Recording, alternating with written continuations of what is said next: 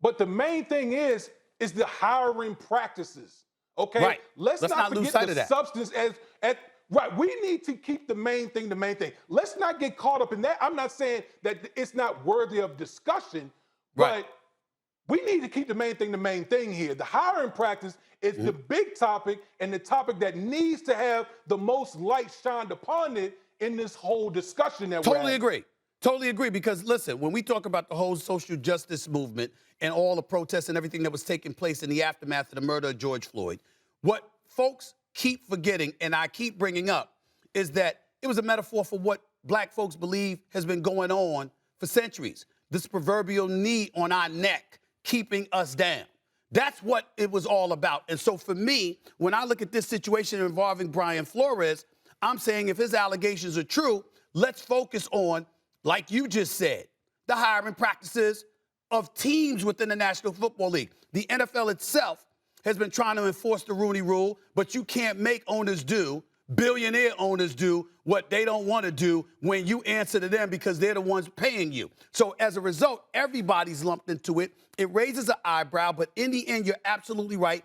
Even though tanking is a significant issue, we can't lose sight of what the real story is here. And the real story here is the hiring practices. Yeah. There's one black coach in the National Football League in 2022, when in 2003 the Rooney Rule was first implemented.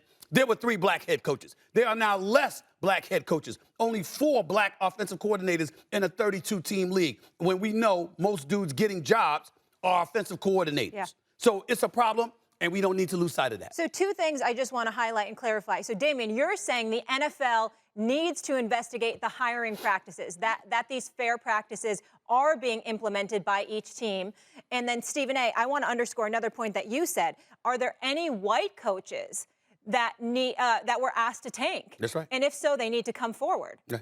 And that's critical. And I haven't heard anybody say that. And that's paramount to this conversation. And guess what, Damien? That really leans towards the major point both you and I want to keep everybody focused on is the hiring practices. Because when they talk about comfort or what have you, with white folks, they're talking about your comfort with them. Okay, we get along, we know each other, we have confidence in them, we believe they could be leaders of men. When you hire in black coaches, again, if Flores' situation, if Hue Jackson's allegations, if both of their allegations are true, what you're saying is what you really, really want when you're hiring a black man to be a head coach is somebody you can easily manipulate. That's what you're looking for.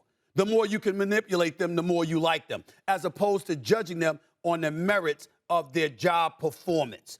This is a problem, and that's why we need to keep ourselves focused on that. Really? Thanks for watching ESPN on YouTube. For live streaming sports and premium content, subscribe to ESPN+.